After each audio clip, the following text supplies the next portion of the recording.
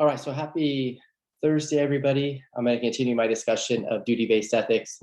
Last time, my introduction to duty-based ethics involved talking about the ethics of the 18th century German philosopher Immanuel Kant. I want to say a few more things about him, and then introduce another version of duty-based ethics, the duty-based ethics of the philosopher W.D. Ross. So you can have a couple different theories of duty-based ethics in your arsenal. Keep in mind that that both of those versions are discussed in the McNaughton and Rawlings piece. So I'm just kind of doing things a bit out of order and discussing both of them, mostly Kant, in more detail than they do in the paper. So keep in mind that what I am lecturing on is related to the Shaw. Is related to the McNaughton and Rawlings. Shaw, remember, was the philosopher we discussed last week. We discussed consequentialism. And then what I'll do is I'll cover some of the other major aspects of the McNaughton and Rawlings once I get through my discussion of Kant and then of the W.D. Ross, as I've noted. Okay, so let's go ahead and dive in. Hopefully everybody's doing great. I'll share my screen with everybody here. Again, happy Thursday. Let's see what I want to do first. Let's have a look. Let's just take stock of things here. Here's Canvas page here. So we are concluding week 6. Gosh, hard to believe, concluding week 6. And so we'll do virtue ethics next week, and then another writing assignment will be posted. So we're doing well. This term is moving along so quickly for me. Maybe it is for you as well. So let's go ahead and move away from the administrative matters and talk about Kant. So last time the focus was on his theory of goodwill, which isn't emphasized in the McNaughton and Rawlings. No worries, though. I think it's just a crucial part of his theory. I think it's fun to teach as well. Lots of cases to talk about. So got through that, and now that we're through with that, and we're going to focus on this other part of his ethics. So it's the theory of goodwill was really important, but now his theory of the categorical imperative is going to be equally important. And as it turns out, the McNaughton and Rawlings, they focus on that part, the categorical imperative aspect of Kant's ethical theory, his duty-based ethical theory, and show that there are problems with it, which we'll discuss. Okay, so there's Immanuel Kant, 1724 to 1804. Lived in Königsberg, Prussia, rarely ever left. He was a student at the University of Königsberg. He was a lecturer at the University of Königsberg. He was a professor at the University of Königsberg, rarely ever left, but recent biographies of him suggest that his life wasn't boring, as sometimes it's often depicted. He actually really enjoyed having dinner parties with lots of wine and the like, so he threw these ragers at his house. So this sort of sexier, more exciting side of Kant has been coming out in recent times. Before, he was kind of known as being a philosopher who was kind of clockwork in his behavior.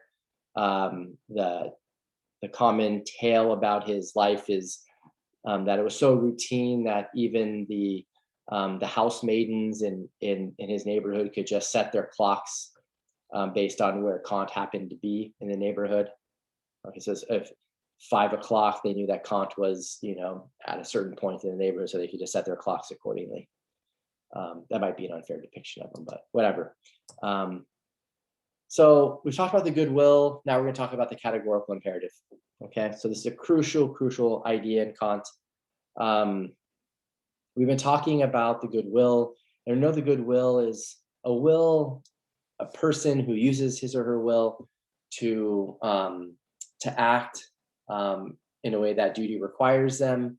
And there's some relationship between that and acting for a moral reason. And one take is that the goodwill is one that's disposed in all of its correct actions to act for a moral reason. So moral reason is the thing that guides the actions, guides the correct actions in the person who's got the goodwill, right?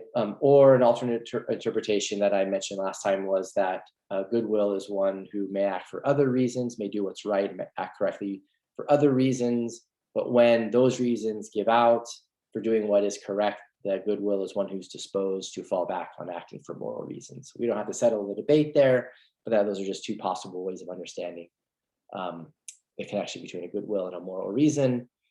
And here's the question that that gets raised is, well, how do we determine what a moral reason is? We know that a moral reason for Kant just is a moral duty. It just is a moral principle. So when someone acts for a moral reason, it just is the moral principle in question, the moral law, the moral rule. You know, if it's easy to think about one of the 10 commandments, that thing, that principle is the thing that is governing the action in question. So how do we determine what a moral reason is? And for Kant, you just don't go to, like, you know, the Bible or other religious texts to figure out what the moral rules are.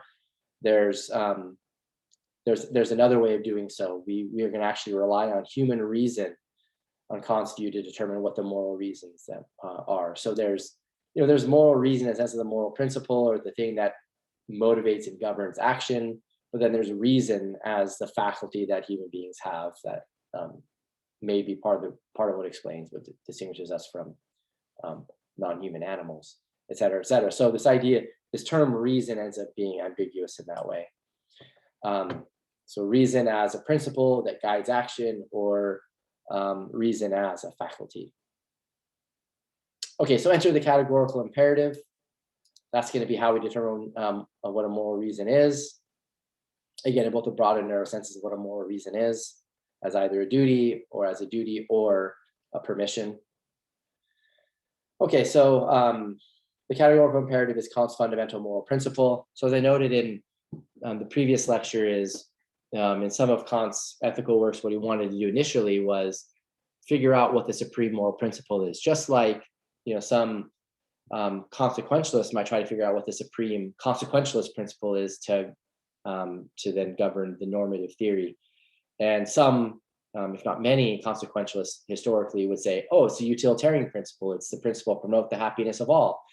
And that's the fundamental principle of their system. And then from it derive all the other principles, all the other things that could count as moral reasons. So according to the utilitarian, just on a very, very simple view, which I've discussed before in previous lectures, but hopefully this will drive the point home. You have the principle of promote the happiness of all, and then what we can derive from that principle are other principles like don't lie, don't cheat, don't steal, don't kill, benefit others when they're in need, right, et cetera, et cetera. So Kant is looking for something that's non-utilitarian, non-consequentialist, to serve as his supreme principle from which he'll be able to derive other principles. So it's a very common thing that happens in ethics is, can we find like a very, very general principle from which to derive other principles? One famous one that's out there, that's not the utilitarian principle or the categorical imperative, that some philosophers have tried to use as their supreme moral principle, is the golden rule. Right? Do unto others as you'd have them do unto you. And then from that principle, they derive, they think, other principles for the principle. But the supreme principle, right, according to such golden rule theorists, would be, right, the golden rule itself, some version of it, some formulation of it. Okay. And there are other accounts of what function the golden rule has in our moral thinking, but that's for another day, another time. Okay, so according to Kant, such a principle must provide for universality and exceptionlessness. So Kant thinks that that whatever is true about morality, it holds in a universal way, and he takes this to be part of common sense morality. We might see this by thinking about how we think that morality is universal in the following way. Like if I'm in a certain circumstance and I should perform an action, let's say tell the truth, then anyone in identical circumstances, right, all things being equal, should tell the truth as well. That's a universal claim, right? It's the claim about what everybody should do or what anyone should do, right, in the very same circumstances. Likewise, you might make the claim about permissibility. So if it's permissible for me in some circumstances to, I don't know, make myself a P, B, and J, then anyone in very similar circumstances could do so as well. Those are universal claims. And Kant thinks that universality is just a central part of morality. So whatever the supreme principle of morality is, it should involve universality, but it should also involve a kind of exceptionlessness, meaning that that the principle is law-like. Okay, so think about like laws as like laws of nature, the laws of physics being exceptionless. They hold regardless of circumstance. So whatever the supreme principle of morality is, it should be able to provide for both universality and exceptionlessness. And the exceptionlessness could be explained, at least in part, by thinking about the universality claim. Yet holding fixed circumstances, it's exceptionless that if I ought to do A, then so should anyone, right, in those very same circumstances. So exceptionlessness might be able to get captured in different ways. Okay. So what is the supreme principle for Kant? Whoops. I got this new mouse and it's messing with me. Okay. This is touchy. I'm still not quite used to it. It's kind of in charge. So Kant actually spent some time trying to like derive it. We're just going to go right to it. So because the derivation takes some work here. But the principle is this: act for a reason that can be willed or intended as a universal law. Sometimes he puts it like this: act for a reason that can be willed or intended as a universal law of nature. So the paradigmatic case of like something being a universal law were the laws of nature. And Kant here had in mind the modern scientist, Newton. So like many of Newton's contemporaries or philosophers in the working at that time period in history, he was very influential on them. So Newton influenced Kant, he influenced Hume, he influenced a whole range of philosophers. And so the paradigmatic case of there being a universal law is the case of the natural world, the Newtonian laws, etc. Even though Kant disagreed with Newton on a whole range of things, Newton was still influential. So here, a way of thinking about the formula of the universal law, I know that's a mouthful, just a tag, a principle of the universal law, or whatever, right? The idea is like, for Kant, we know, don't we, that when we think about morality, when we think about the location of morality, right? Remember our very, very basic action theory. We have reason for acting, right? Just generally put. And then we have the action that's performed, right? And then we have, don't we, the consequences. So if you're, sorry, ever since I upgraded, quote unquote, to this Big Sur thing, my computer does that. I need to throw my computer away. So if you're a consequentialist, you're going to say that the location of morality is over here. That's easy. If you're a Kantian, you say the location of morality is over here. So all this is just to say is that it should be no surprise that when Kant formulates the foundation or the foundational principle of his moral system, it involves thinking about acting, right? It involves thinking about our reason for acting, right? Act for a reason that can be willed or intended as a universal law. So the idea here is just that there's like this really, really general like requirement on what can count as a moral reason.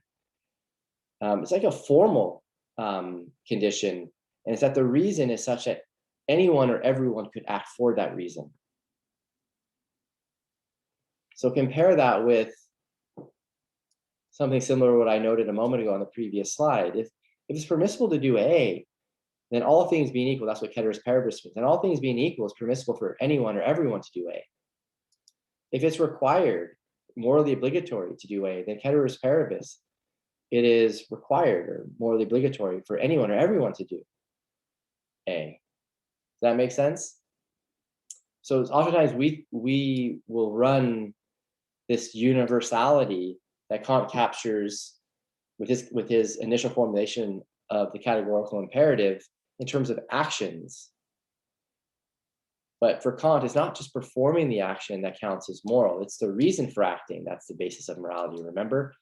So his initial formulation of the categorical imperative as a supreme principle of morality involves thinking about the reason for acting being such that it's got to be universalizable. And so if a reason can't be universalized, then it's forbidden to act for it. Okay? It's morally forbidden to act for it. So that's the formula of universal law, and that's just some, introductory thinking about it. But I know it's abstract. So he gives us cases to think about. So a whole range of cases. Let's talk about just maybe one of them for the sake of being efficient with our time. Let's talk about the lying promiser case. So this is a case that McNaughton and Rawlings talk about as well. So imagine someone is in need of money and they come to you and they say, can I borrow some money? Can you loan me some money? If you do, I promise to pay you back when I get my paycheck next week.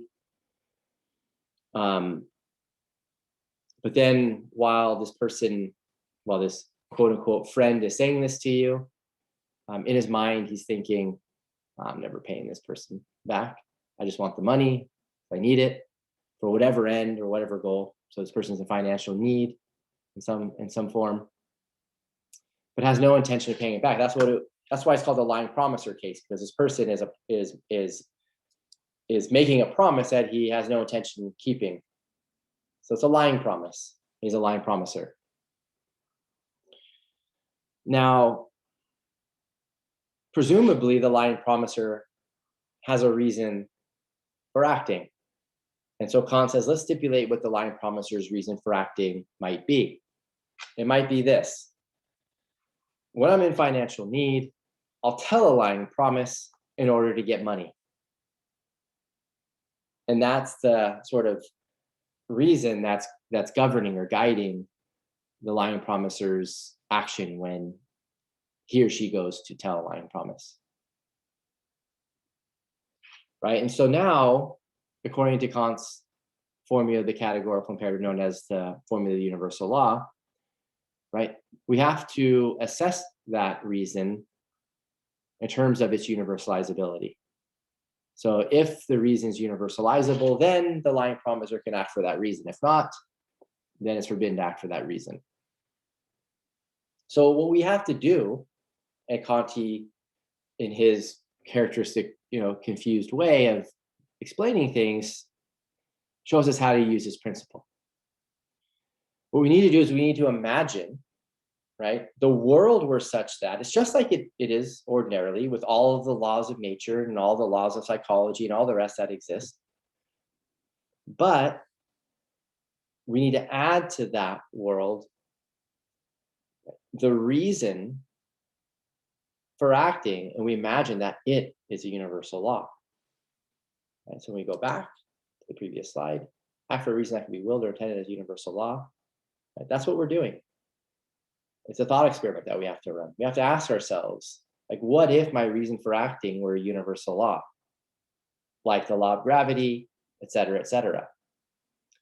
So in the case of the lying promiser, we take his reason.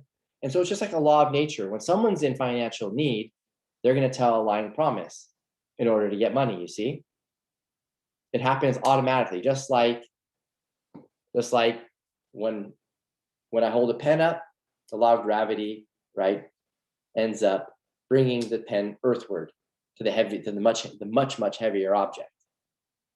Okay, and it's going to do so at a certain speed, right, depending on various factors. But now we're imagining it's a law of nature that when people are in financial need, they tell lying promises in order to get money.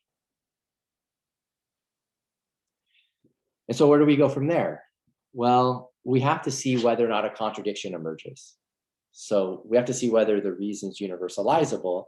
If it's universalizable, then the reason can serve as a universal law without a contradiction emerging. Okay, so keep in mind that Kant is trying to provide a rational foundation for the categorical imperative for morality, not theological books and all the rest, right? But human reason. And one of the central principles of human reason is the principle of non-contradiction. And so he's going to use the principle of non-contradiction here to help him with developing, right, a moral principle, this universalizability principle, this formula of universal law. So what happens when it becomes a universal law of nature that when people are in financial need, they tell lying promises in order to get money? Well, pretty quickly, just given the psychological laws that are in place, given human nature, right, people are going to figure out what happens, right, when someone comes to them and says, I'm in need of money. Can I borrow some money from you? People are gonna eventually be like, okay, I'm onto this. I know what happens next. You don't pay me back, I don't get my money back.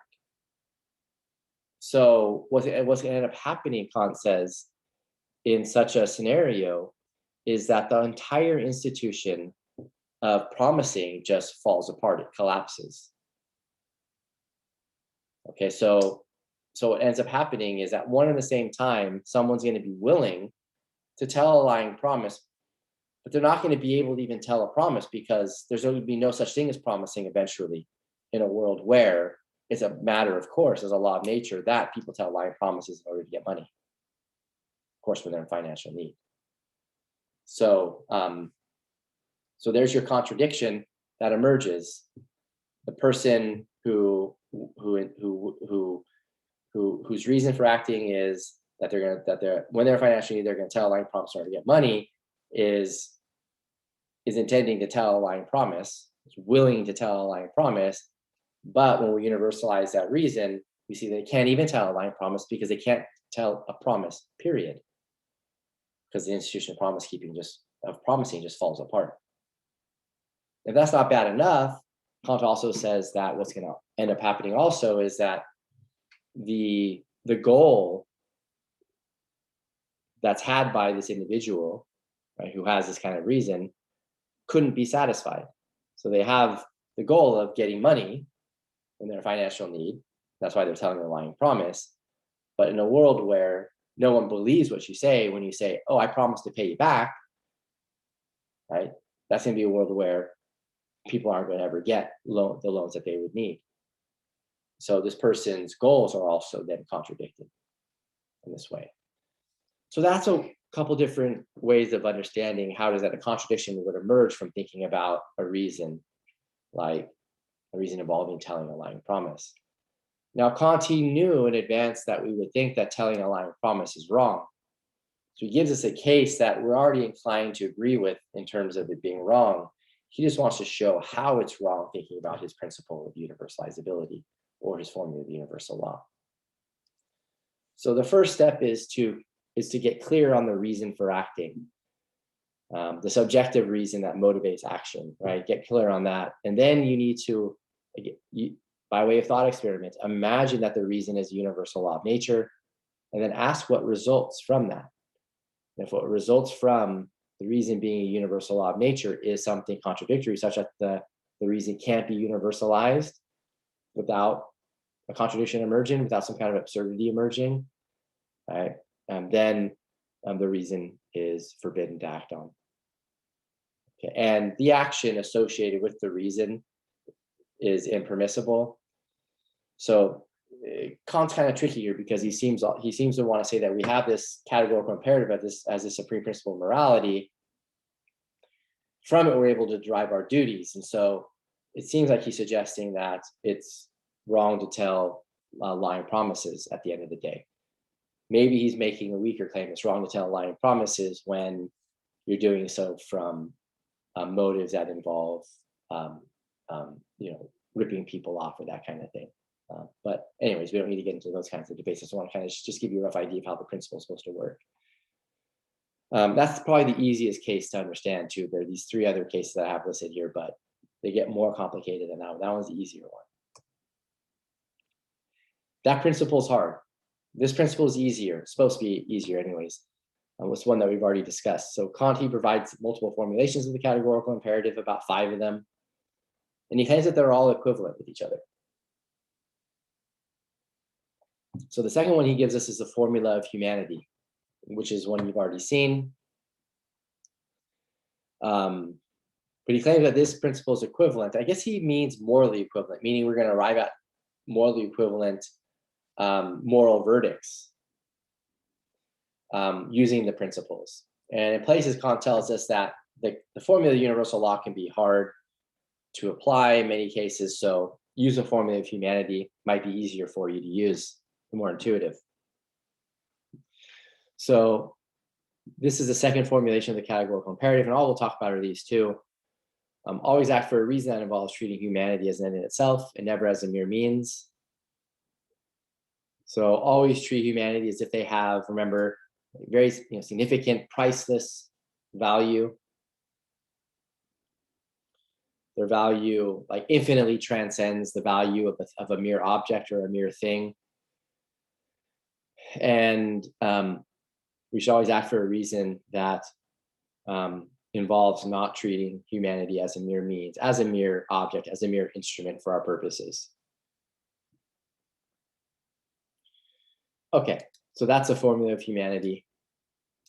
Remember, the paradigmatic case of treating someone as a mere means was treating them as a slave. But at the end of the day, you're treating them as if they have the worth of an object, as opposed to the worth of a person, the worth of something that's priceless in value. Okay, so let's apply the formula of humanity to the line promisor case. Kant thinks that this case is pretty clear. The line promisor ends up treating the promisee as a mere means. How does he do so? Well, here we get at least a bit of an understanding of what it means to use someone as a mere means. The lying promisor treats the promisee in a way that the promisee couldn't possibly consent to. And the reason why the promisee can't possibly consent to the lying promisor in the case is because the lying promisor withholds that pertinent information that he's never going to pay back the promisee. Okay, so treating someone in such a way that they can't possibly consent to the treatment, if they were to know all the information, is one way of treating someone as a mere means. Of course, there are others that this is Kant's just giving us one way in which you could treat someone as a mere means. So the formula of humanity is violated that way. Now, it turns out for Kant that there's negative and positive ways of understanding the formula of humanity, depending on how we understand what it means to treat someone as an end in itself. So you can treat someone as an end in itself just by not treating them as a mere means. That's a negative way of understanding the formula of humanity. A positive way, though, of treating someone as an end in itself would be to treat them in accordance with the value that they have. And just very briefly here, what Kant has in mind is treating someone as an end in itself such that you take someone's goals and you make them your own, or that someone else's goals, given how valuable the individuals are, you're to adopt them as your own, and cooperatively you're to help them achieve their goals. And so an easy way of putting this point is just that we treat someone as an end in itself positively when we improve their humanity, we improve their condition as human beings. And the way in which we improve people's condition as human beings is by helping them achieve their worthwhile goals. Okay. So in the second case here, in the case of the lying promisor, it's really only giving us like a negative understanding of how the formula of humanity applies. But in these third and fourth cases that I have listed here, Kant gives examples of how it is that the formula of humanity can apply in a positive way. And it's often overlooked how it is that Kant develops the formula of humanity in a positive way. But the McNaughton and the Rawlings, they don't really get into these details. So I'll just move on for the sake of time, and hopefully the rough idea is clear. Okay, let's take a breather from Kant. That's heavy duty stuff, abstract and hard, especially the formula of universal law stuff. The categorical imperative stuff is heady and hard. And let's take a breather. So we've got this other duty-based ethicist named W.D. Ross. So his system of duty-based ethics, or his system of deontological ethics, is known as Rossianism. There he is, 1877 to 1971. Okay, born in Scotland. lives in the United Kingdom, died in the United Kingdom. So let me just set up the Ross. So I'll go a bit beyond, quite a little bit beyond the McNaughton Rawlings here. Not too far though. Perhaps maybe it amounts to just being kind of a slightly different take. So Ross claims that consequentialism fails. So consequentialism fails on Ross's view because according to Ross, some of our duties are ineliminably, or they're irreducibly or fundamentally, however you want to put it, agent relative. So common sense morality has it that we have special obligations to our loved ones. And so given we have these special obligations, we incur these agent relative duties, or we have these agent relative reasons for acting. And they're fundamental. They're not derivative from some further agent neutral principle, like promote the happiness of all, or just promote goodness, as the consequentialist theory would say. So Ross, when he thought about consequentialism, he was dominantly thinking about utilitarianism. It's very common to do when he was doing philosophy. So he argues that consequentialism fails for that reason, is that they're ineliminable agent relative duties, or ineliminable, irreducible agent relative reasons for acting.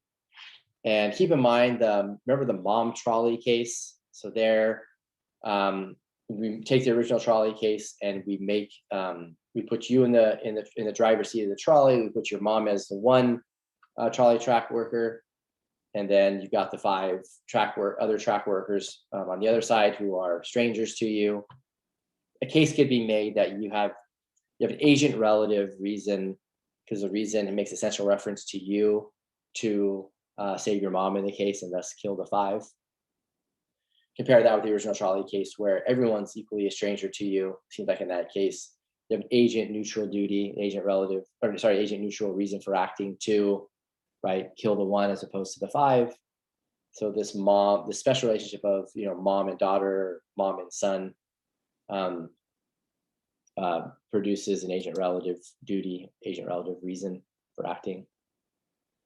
Okay, so that was one of his major challenges to consequentialism, and then consequentialists responded to Ross in various ways, but it was a unique kind of challenge when Ross developed it. And then there's the Kantian view that Ross thinks fails. So Ross is going to be in the duty-based tradition, the deontological tradition, as Kant is. They're both, both Kant and Ross are anti-consequentialism. But Ross is also anti-Kantian in the way he develops his deontological view, or his duty-based view. So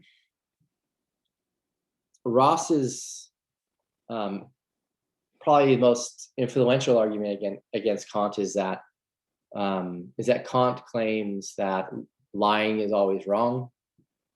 So the way Ross understands Kant is that is that Kant is committed to the claim that there's never a possible circumstance in which it's morally okay to tell a lie. And Ross just thinks that that's crazy. And so given that the Kantian view, the categorical imperative aspect of Kant's view would entail that, gives us reason to reject his view, his ethical view.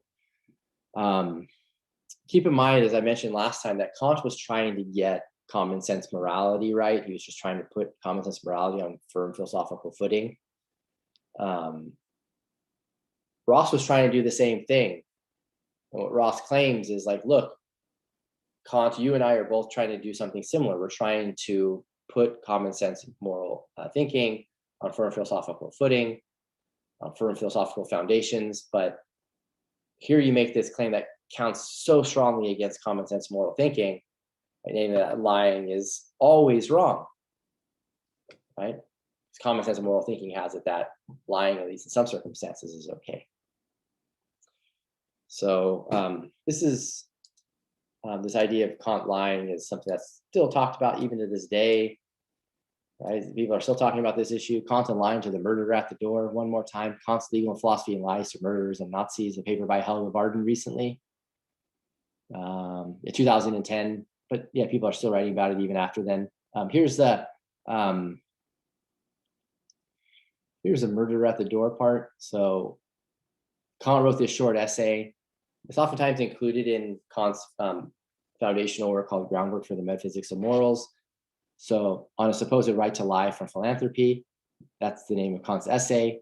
Hereafter, she calls it just the supposed right to lie, is a response to a challenge raised by Benjamin Constant in 1797. So this is a contemporary of Kant. Isn't this fun? So Kant begins by quoting Constant's challenge to him. Constant argues this. So this is Kant here quoting Constant, who's challenging him. The moral principle is a duty to tell the truth would, if taken unconditionally and singly, make any society impossible. And Constant, like many, take Kant to be committed to this claim. It's a duty to tell the truth. Right, we have proof of this in the very direct consequences drawn from the principle by German philosopher Kant, who goes so far as to maintain that it would be a crime to lie to a murderer who asks us whether a friend of ours whom he is pursuing has taken refuge in our house. It is a duty to tell the truth, right? It would be a crime to lie to a murderer who asks us whether a friend of ours to whom he's pursuing or whom he's pursuing has taken refuge in our house. It's a duty to tell the truth, after all. The concept of duty is inseparable from the concept of right. A duty that is on the part of one being which corresponds to the rights of another. So duty is that on the part of one being which it corresponds to the rights of another. So there's a close connection between duties and rights, as we talked about earlier in the class as well. Where there are no rights, there are no duties. To tell the truth is therefore a duty, but only to one who has a right to the truth, but no one has a right to a truth that harms others. So that's supposed to be the challenge to Kant's view. No one has a right to truth that harms others. So this means that the murderer at the door doesn't have a right to the truth, because he's just going to use that truth to go and harm others. Others run, famous examples where it's the relevant murderers are the Nazis at your door, asking whether or not you're hiding any Jews in your basement. So that's to explain a bit more about the title. And then here's the Kant. So here Kant appears to confirm the traditional view. The traditional view that interprets Kant as saying that lying is always wrong, necessarily wrong. If you have by a lie prevented someone just now bent on murder from committing the deed, then you are legally accountable for all the consequences that might arise from it. You're legally accountable for your lie. But if you have kept strictly to the truth, then public justice can hold nothing against you, whatever the unforeseen consequences might be. It is still possible that after you have honestly answered yes to the murderer's question as to whether his enemy is at home, the latter has nevertheless gone out unnoticed, so that he would not meet the murderer, and the deed would not be done. But if you had lied and said that he is not home, and he has actually gone out, that the person who's like hiding in your room had gone out, though you're not aware of the person going out, so that the murderer encounters him while going away and perpetrates his deed on him, then you can, by right, be prosecuted as the author of his death. So Kant's like appealing to these like unforeseen consequences that could occur in cases where you lie, and you could be held to account for in this case, the murder. For if you had told the truth to the best of your knowledge, the neighbors might have come and apprehended the murderer while he was searching the house for his enemy, and the deed would have been prevented. Okay, right, because you don't know that the victim or the prospective victim had fled, right? So then if you would have said yes and told the truth and you let the murderer in, then while the murderer is searching your house, you could have contacted the neighbor, gave a wink to a neighbor, threw a stone at a neighbor's door and said, "Got a murderer in my house." And then the authorities could have came and taken care of the situation. But no, right? You lied. And things didn't go your way. So if things weren't to go your way, then you could be held legally responsible for a murder. Thus, one who tells a lie, however well disposed he may be, must be responsible for its consequences even before a civil court must pay the penalty for them. however unforeseen they may have been. For truthfulness is a duty that must be regarded as the basis of all duties, to be grounded on contract, the laws of which is made uncertain and useless if even the least exception to it is admitted. To be truthful, honest in all declarations is therefore a sacred command of reason, prescribing unconditionally one not to be restricted by any conveniences. And that's one of the clearest passages from all of Kant. You're welcome. Because Kant is extremely difficult. But this still is not the easiest thing to read, obviously. But still, that's the famous passage that Ross and others would lock in on and say, see what Kant said here, see what he said here? So much the worse for his theory. Because of course it's okay to lie in some cases. It's okay to lie to the murderer at the door. It's okay to lie to the Nazi who comes to the door looking for Jews that you're hiding in your basement. Okay? So that was the long-winded explanation for why Kantianism fails. Right? The McNaughton and Rawlings don't go into all those details. I just wanted you to see why it's often claimed that that Kant's view is committed to the claim that it's necessarily always wrong to lie. Now, here's what I'm going to say under my breath very quickly, and I'm going to move on, I promise. Kant's not committed to claim that it's always wrong to lie. Okay, I think he's been misinterpreted for centuries, but that's another day. Probably not in this class, but if you want to talk about it out of office hours, let me know. So we know consequentialism and Kantianism fail for Ross, but both the theories fail according to Ross because it's wrong to think that there's some single principle from which we can derive morality, derive other moral principles. Okay? So there's something in common between consequentialism and Kantianism that Ross specifies, and it's that, they both think that there's some fundamental single principle from which we can derive our moral duties, our moral reasons. Okay, so here's what Ross says instead. There's not a single absolute fundamental moral principle. There are actually multiple of them. There are many of them. So he's a pluralist about the principles, the fundamental principles of morality, of duty. Let me see if I can show you right here. So here's my whiteboard. Isn't this fun? We've got the principles of prima, he calls them prima facie duties. Sometimes nowadays they're called pro tanto duties. So they're duties that hold for the most part, but not always, because the particulars of a circumstance will determine whether or not one of the principles holds, or if one principle holds over another. So we have the duty of fidelity. This involves like keeping your promises, right? The duties of, it should be non-injury or non-maleficence, so the duty not to harm others, the duty not to be harmful or bad to humankind. Duty of gratitude, the duty to be grateful for your benefactors. The duty positively to be beneficent, the duty to do good for others. The duty of self-improvement, right? You're born with a bunch of faculties, improve them. There's duties of justice, okay, being fair in your dealings with others. Duties of reparation, righting the wrongs that you've caused or been part of, or that your society has been a part of. So if you count these out, there are 7 of them. There are 7 prima facie duties. These are equally fundamental. And they're different from Kant's, and Kant's categorical imperative, and different from the consequentialists' single absolute principles which hold no matter what. These are all principles, again, that hold in a prima facie way. So prima facie means like at first glance.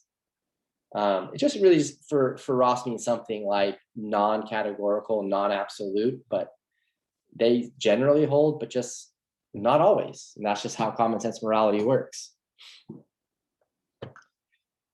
So there are 7 prima facie duties, or sometimes nowadays call them pro tanto duties. So keep in mind that the fact that there are 7 of these things that hold in this prima facie kind of way doesn't mean that anything like moral relativism is true. It's objectively true, like which of these principles holds in a circumstance. It's just going to take some careful moral thinking and reasoning to figure out which one does in many cases. I mean, some cases it'll be pretty easy, but we can imagine really hard cases where it's unclear which of these principles applies. Moreover, these are, this complicates things a little bit here, but I think the point should be clear. These are the 7 fundamental principles in Ross's system from which we can derive further principles. Okay, so these aren't the only, these are the only 7 in the sense of these are the only fundamental principles in Ross's ethical system. But there are further principles that we can derive from the fundamental ones. Okay, so there could be plenty of other principles.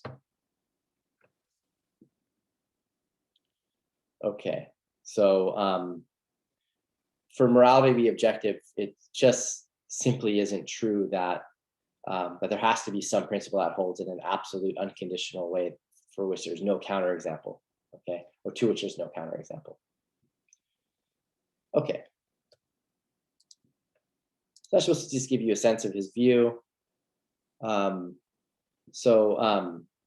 understand how the prima facie duties work, here are a couple of those examples, class cases to have in mind that I just thought of recently. So imagine a scenario where you have an interview tomorrow, an important job interview, and for whatever reason you need your friend to give you a ride to it. You really need the job. Your family really needs the money. You need the money, and you have the interview for the job. Your friend tells you, I'll give you a ride. And let's suppose that your friend is on the way to pick you up. Your friend has promised to give you the ride. So your friend is on the way to pick you up and notices that on the side of the road, just before he enters your neighborhood, that a car is broken down, and that the hood is up and the person's on a cell phone and appears to be puzzled and distressed and all the rest. Well, in that situation, just set up at that point, there's this duty to keep a promise that your friend made. That'd be under your duty. That'd be a duty of fidelity, duty to keep your promise, duty to be, truthful in the promises that you make. But then there's also the duty to help others when they're in need, and that'd be the beneficence duty. So you have these 2 conflicting duties, or the person in the case who's going to pick you up and give you a ride to the job interview has a conflict of duties. Duty to keep his promise and a duty to help someone who's in need. And what Ross would claim is all things being equal, it's perfectly fine to keep the promise to your friend. It's an important interview. The person really needs the money, needs money for herself and for the family. And the person who's on the side of the road's on a cell phone at the very least, does need help, but maybe help is coming and doesn't seem as urgent, even though the person is distressed on the side of the road. So these duties can conflict. Looking at the particulars of the situation, we can figure out which duty has primacy, and all things being equal, Ross can say the duty of fidelity holds. That doesn't mean that this duty of beneficence isn't pressing on you, that you do have a prima facie moral duty, or you have prima facie moral reason to stop and help this person who's in need. It's just that is overridden by this greater obligation, this greater duty, this greater reason in the case. But now imagine a different kind of case where you're asking for help with your homework. You understand the material pretty good, but someone else in the class understands the material a little bit better, and she offers help. And so she sets out to help you with the homework. And imagine it's the same kind of situation. That she's going to drive over to your house, and you're going to work on homework together, and you're really looking forward to it.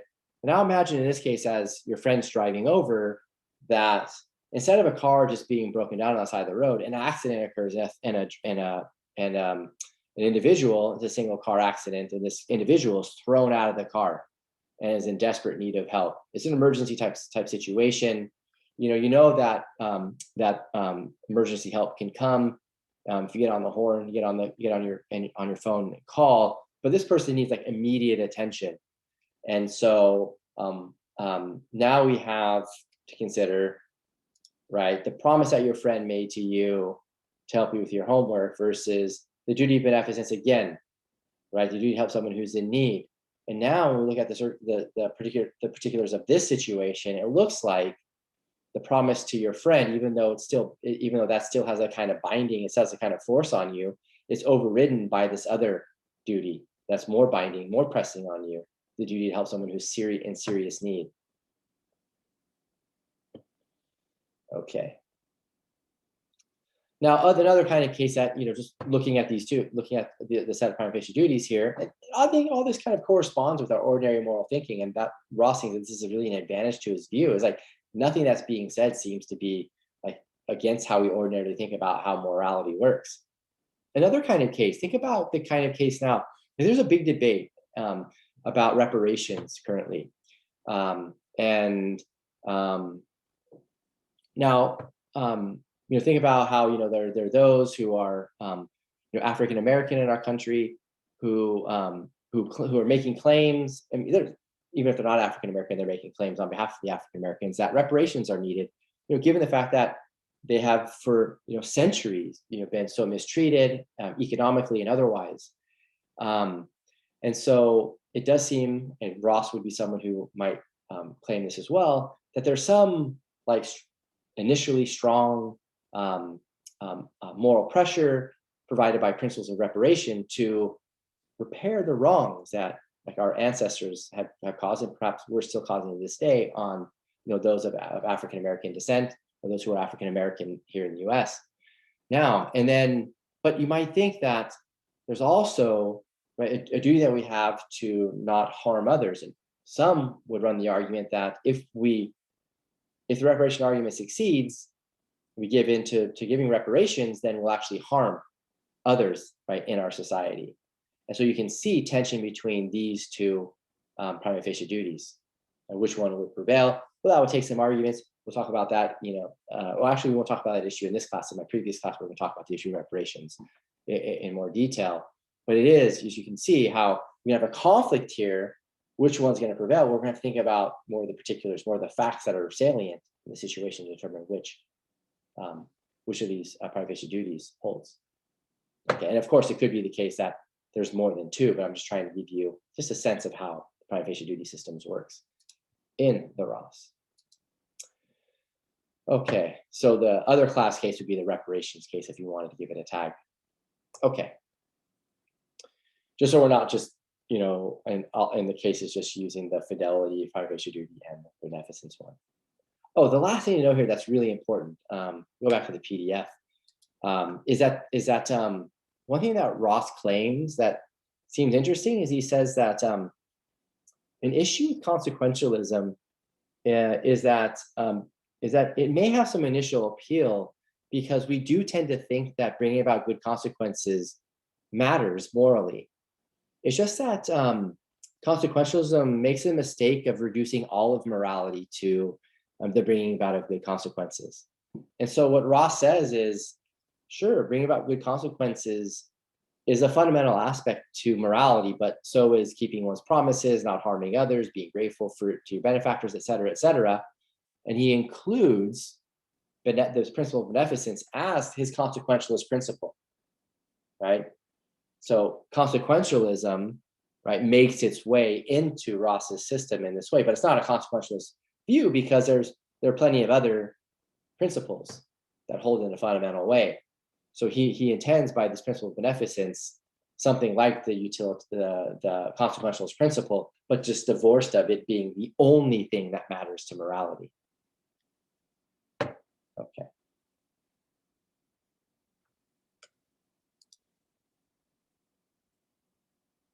Okay, so McNaughton and Rawlings, they provide challenges to Kant. They claim the problems with this categorical imperative. And I try to capture them in simple terms. I hope I succeeded. Where am I going here? All right.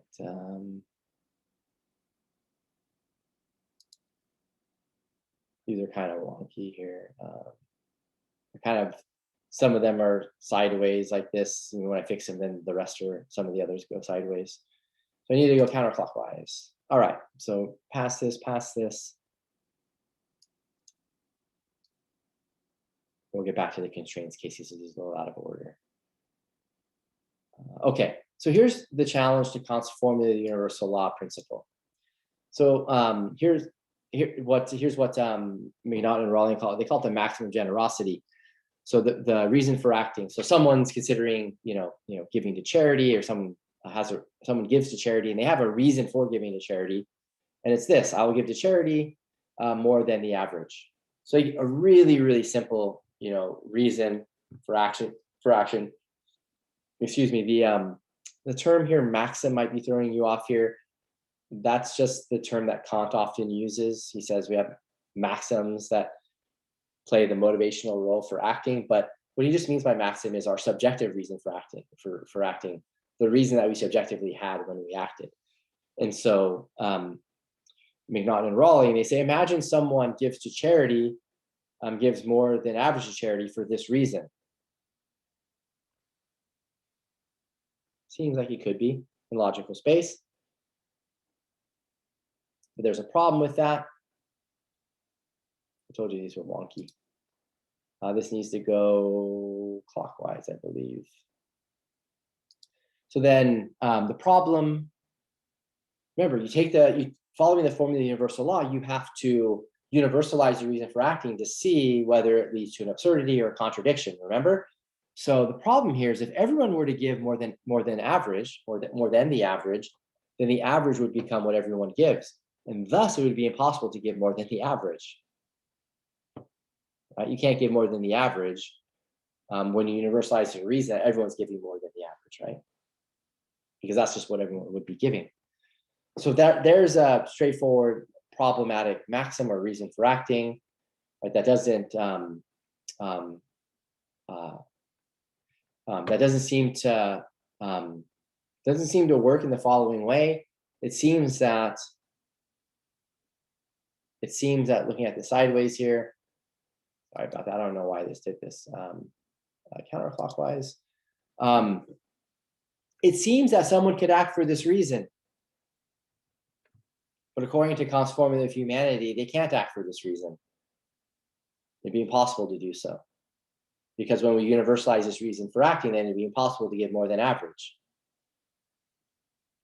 Okay. So that's the problem with the formula of the universal law. If that doesn't do it for you, no worries. Here's another one, the maxim of bullying. So suppose we're thinking we're part of an organization that bullies or hazes individuals when they come in. So we have hazing practices. So our reason for acting is we're going to bully new members of our organization. Okay. Well, problem with this one, if everyone were to bully new members of the organization, doesn't appear as if a contradiction emerges. So bullying new members of an organization is morally acceptable. So there's no clear contradiction that emerges from universalizing the bullying reason that we saw in the previous slide. If that's the case, then it's permissible to act for that reason. That seems to be the wrong result because it seems like bullying is wrong. Okay, so we have a reason for acting that seems perfectly permissible to act for, but according to Kant's formula of the universal law, it's impermissible to act for it. And then we have a case where we have a reason for acting that seems like it's impermissible to act for, but according to Kant's formula of the universal law, guess what? It's perfectly acceptable to act for. But that seems, in both cases, it seems to be the wrong result. Some try to patch this up by saying that I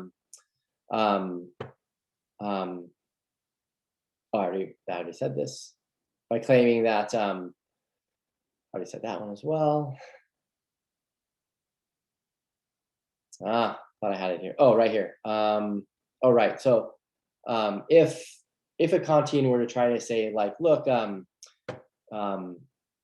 bullying would violate the formula of humanity, it formulates this other formulation of the categorical imperative, which is supposed to be more equivalent to the formula of the universal law, and that's how we're going to rule out bullying.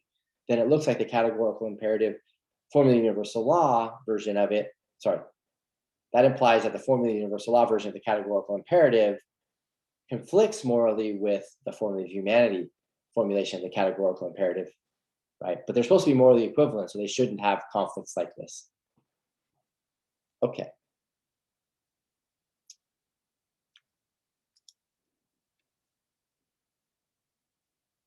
Okay, then McNaughton and Rawlings, they challenge Ross's view, even though just knowing their views, they do side with Ross over Kant dominantly in their moral thinking. They just think it needs to be improved on. So let's set aside the moral valence problem and just deal with the disunity problem for for the sake of time.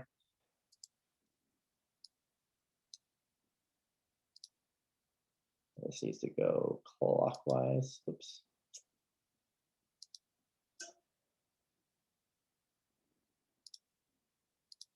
All right, one more time.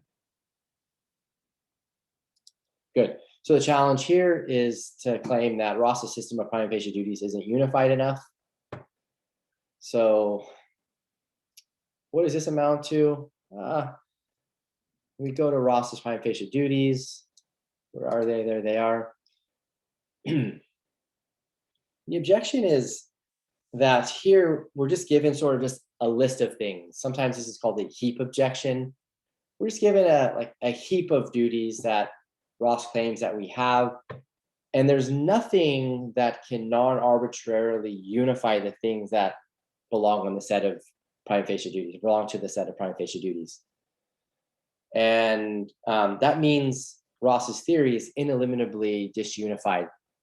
Okay, so what's the payoff here?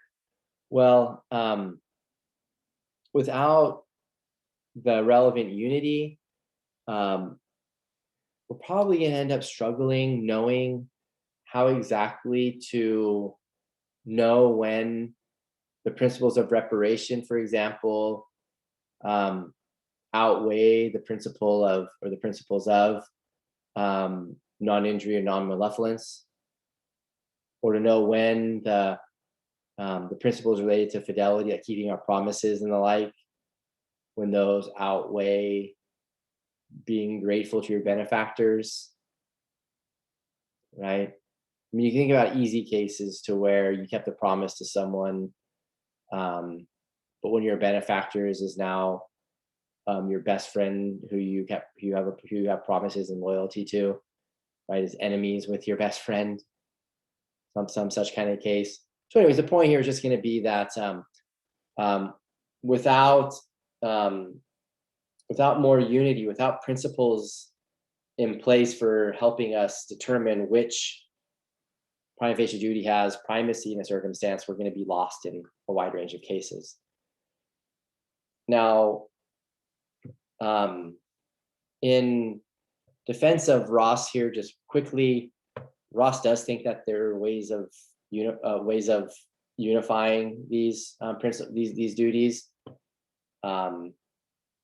We're not always going to be able to do so, but that's sort of a virtue of the view, because we have to look at, in many cases, the particulars of the situations that we find ourselves in order to know which of the prima facie duties, or which of the sub principles underneath the prima facie duties holds. Okay, so that's one thing that Ross could claim in response to this unity problem. In response to the challenges to Kant, I'll just say this and I'll shut up and move on, is that Kant, his reasons for acting are always far more complicated than what McNaughton Rawlings presented. That's not to say that someone couldn't develop similar kinds of challenges to Kant's categorical imperative, but McNaughton Rawlings didn't give us things that we would really consider like serious reasons for acting. Or maybe I'll put it this way, serious Kantian reasons for acting. So when you get into Kant, get into studying him very, very carefully, he actually has a specific idea of what counts as a moral reason or what counts as a reason for acting. And it's more complicated than what McNaughton Rawlings present in their paper. Okay, even though there might be a similar objection to one of those more complicated reasons for acting that Kant would accept. I'm not sure. I have to think about that more. That's just an initial pushback. Okay, so there are claimed aspects of deontological ethics. There's options, constraints, and special obligations. What do these amount to? They're claimed aspects of duty-based ethics. So according to, well, maybe I should say initially that these claimed aspects of deontological ethics, they're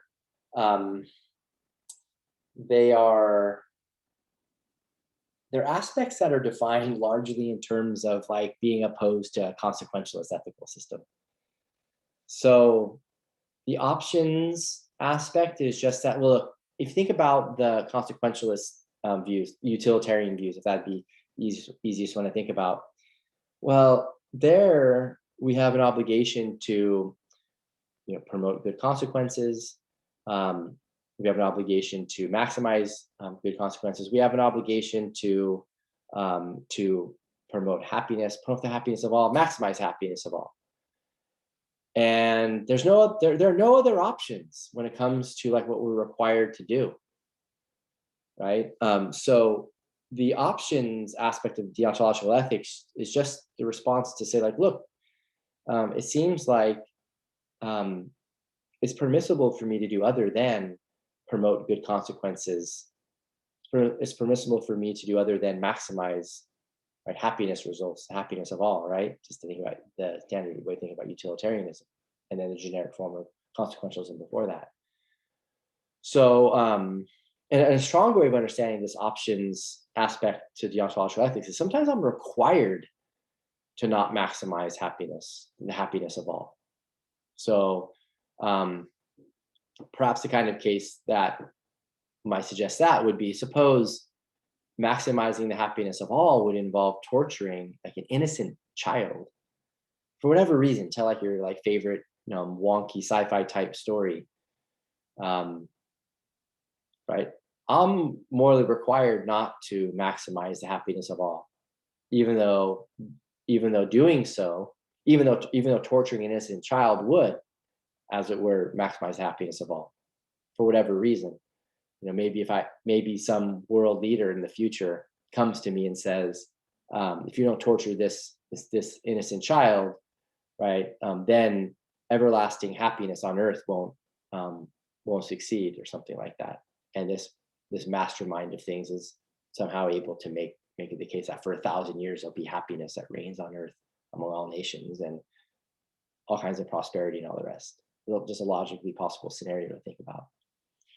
So the options aspect of deontological ethics is that sometimes I'm morally required to do other than promote good consequences, or think about utilitarianism to maximize the happiness of all. So I have options open to me other than what the consequentialist tells me. Okay, and then the constraints aspect of deontological ethics would be that in my efforts to bring about happiness in the world, or to bring about good consequences in the world, there are constraints on what I can do. Okay, and this is partly captured by the example that I just gave a moment ago. Like, in my efforts to bring about happiness, I can't just go around torturing people, right? Or I can't go around lying to people. So just according to this ordinary moral thinking, right, there are constraints on what one can do to bring about good consequences in the world. Even if it turns out that that by lying I could bring about more happiness than I would otherwise, then it seems like that doesn't give me like a blank check to just lie in those circumstances. So 1 and 2, just like 3, these aspects of deontological ethics or duty-based ethics seem to cohere very nicely with just ordinary moral thinking, common sense moral thinking, as sometimes it's called. So deontological ethics, in many cases, tries to stay close to common sense moral thinking. And then special obligations I've already kind of anticipated. So special obligations, we're thinking about how we incur duties to those whom we have special relations, or those with whom we have special relations. So think about the familiar relations that you have, the being a daughter of, the being the brother of, the being the parent of, etc. These relations produce special obligations. So obligations that you would have to, say, your child, as opposed to some stranger's child. But according to consequentialist ethics, these special obligations don't hold. So if giving X amount of resources to a stranger would bring about even slightly more goodness in the world, just for example, then giving those X amount of resources to your own child, then consequentialism predicts that you've got to give those resources to the stranger child. And the special obligations aspect of deontological ethics says that gets morality wrong. Okay, so these are 3 claimed aspects of deontological ethics. Okay, 3 aspects of common sense ethics that the duty-based ethicist maintains, that they hold. And then they'll say, see, consequentialism is wrong. We need a duty-based ethics system in order to account for these aspects of just ordinary moral thinking. Okay, now following again the McNaughton and the Rawlings, act consequentialism. So we have deontology versus act consequentialism. So what's the difference between deontology and an act consequentialist view? Well, I can try to answer the question based on what McNaughton and Rawlings claim, but you need to get clear on what it means to be an act utilitarian or an act consequentialist. The contrast concept is rule consequentialism, as it turns out.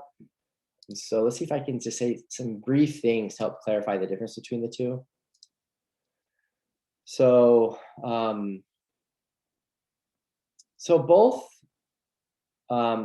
let this side here with the blue be the act consequentialist side, and let the red side be the rule consequentialist side. And if you like, you can think about act utilitarianism versus rule utilitarianism as the relevant forms of consequentialism, if that's helpful. Here's a foundational absolute principle by both sides, right? They're both consequentialists, so they both claim that we should promote the good. Okay, that's the fundamental absolute principle that never gets violated, right? Necessarily is never violated. Now, the act consequentialist says, okay, look, we have all these specific actions that are right, let's just say. So that's you have all these actions that this fundamental principle predicts, right, are the right ones. Action 1, action 2, action 3, action to the end. And then from thinking about all these right actions, we're able to abstract away from them to a set of rules. Okay, because promoting the good involves, say, not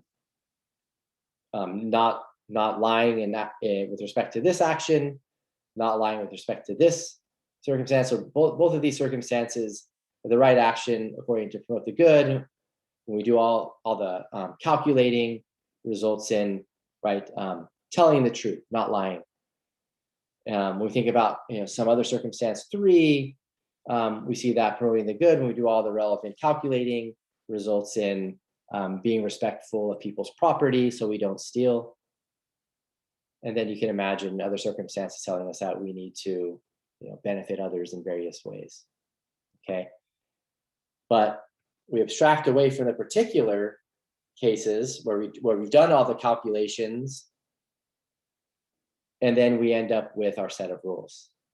So it's just a general rule to tell the truth, to respect other people's property, to help other people when they're in need, et cetera, et cetera. Okay. When we look at the actions that are acceptable, we do like maybe a statistical analysis and drop down, right, the rules that seem to follow from thinking carefully about the specific actions, the data that we have. And then here, with respect to the rule consequentialist side, you actually begin with the rules. You think about, well, what rules in a society are most likely to, when internalized or when complied with, promote goodness? The rule utilitarian begins there. The rule consequentialist begins there. Rule 1, rule 2, rule to the end. And then from there, we're able to determine whether or not action 1, action 2, action 3, action at the end are the right actions. They'll be the right actions insofar as they are performed on the basis of the internalization of the rules, or or complying with the rules, or some such. The way in which McNaughton and Rawlings talk about this, the rule consequentialist view, is it involves the internalization of the rules and then acting from those internalizations, as opposed to just strict compliance with the rules. Okay, following the philosopher Brad Hooker, who they reference in their piece. Okay, so what's the difference between deontology and act consequentialism? So they focus on the act consequentialism first to try to capture the difference between deontology and it. And the claim here is that act consequentialism can only account for the previous aspects of common sense morality in a derivative way. So when we think about options, constraints, and special obligations, these are all going to be derivative. And they're not going to hold in the fundamental way that we think that they do in a deontological system. Okay, so options, constraints, and special obligations, insofar as they're part of an act consequentialist system, they're derived from the agent neutral, right? Or non-options, non-constraints, non-special obligations principle promote the good. There's utilitarianism, which is it's going to have the it's going to be maximize the happiness of all. And insofar as options, constraints, and special obligations are countenanced in that framework, it's going to have to drop out of thinking about that general non-options, non-constraints, non-special obligations principle. Maximize the happiness of all. Okay. So that's the difference there. Of course, the act consequentialists can try to account for these aspects of common sense morality, but they can also just deny common sense morality. Okay. There's going to be cost there, it seems, to the theory, because we come to our moral theorizing with moral judgments already, and it's a cost to a moral theory if it's not respecting the judgments that we come to moral theorizing with. It's not the only thing that can matter, but it's one important thing. So do these aspects have anything in common? And one possible option is that it's agent relativity. That agent relativity is significant to options, constraints, and special obligations. In the case of special obligations, it's pretty clear, right, that agent relativity is significant to it. So think about the mom trolley case again. You have the agent relative duty to save your mom, let's say, because you have a special obligation you have to your mom. Okay. What about thinking about options? Well, perhaps in the case of options too, it's consistent with options that there's agent relativity, because you might have the option to available to that's morally permissible to do something for a loved one as opposed to bringing about the best overall consequences when one acts. And then agent relativity can be relevant to constraints as well. So if we go to the Sean McNaughton, what page did I say there? 239.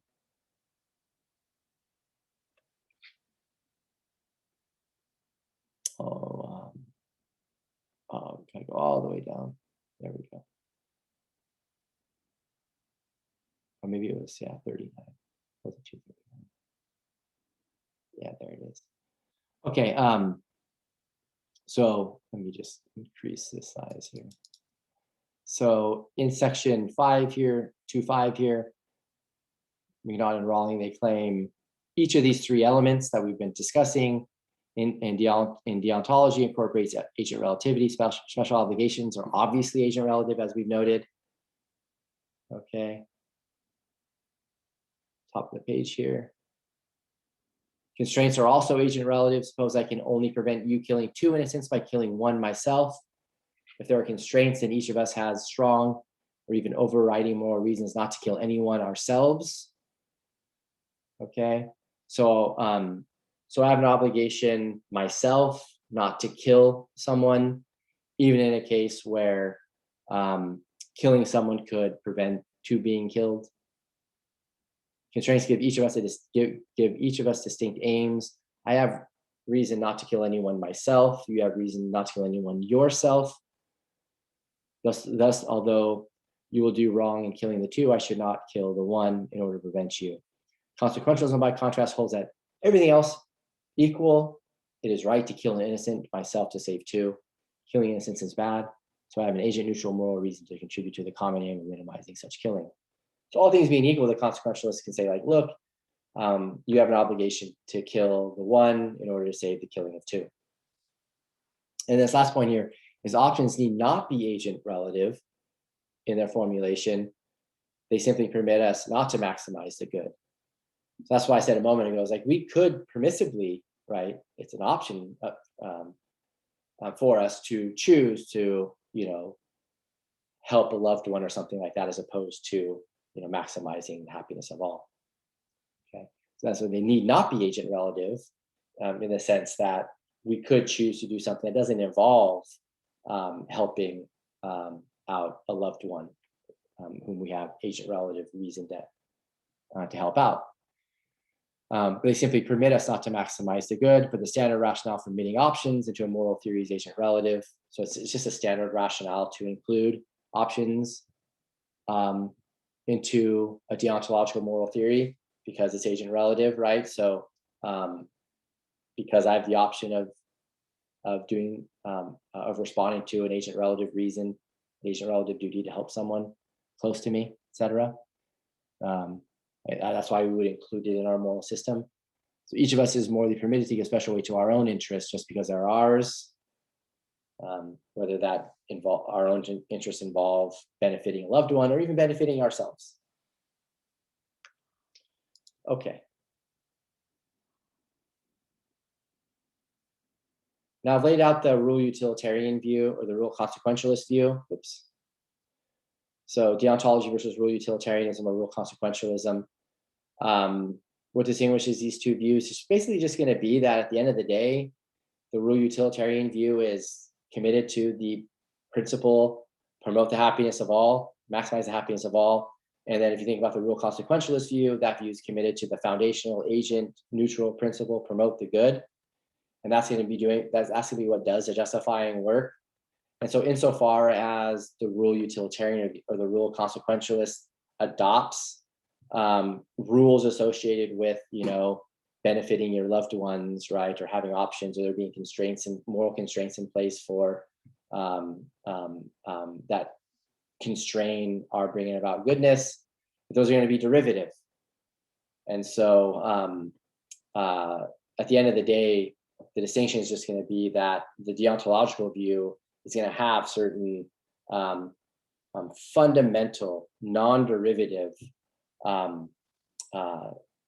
principles in place, whereas when we think about options and constraints and agent or special obligations, whereas the rule utilitarian, however rule-based they are, they're still right. They're still indebted, and they're still required to say that what explains those rules or those deontological principles, if I can call them those for a moment, what explains why they hold is the fact that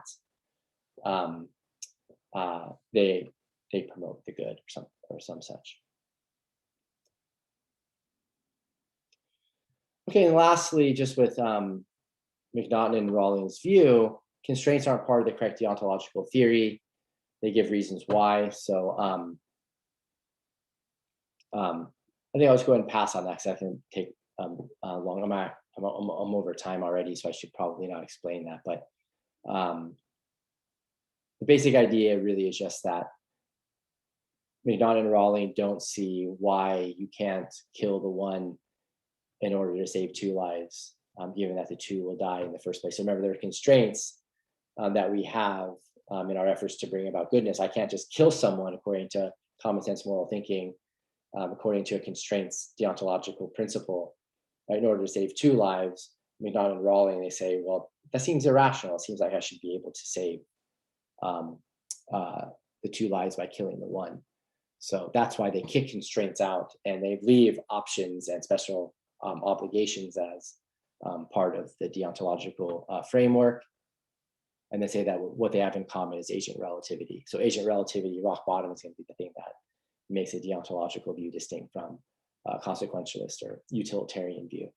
And I'll just note that that's exactly what Ross said in the past. So they're just following Ross's footsteps there. Okay, I've said enough. I've said too much. I got to go. So thanks for hanging there with me. Went 8 minutes over. Have a great weekend. If you have any questions, concerns, maybe I went too quickly in certain places, let me know. I was trying to get to the end here. So if that happened, just feel free to let me know where I could have gone slower. All right, so be well and have a great one. Bye-bye.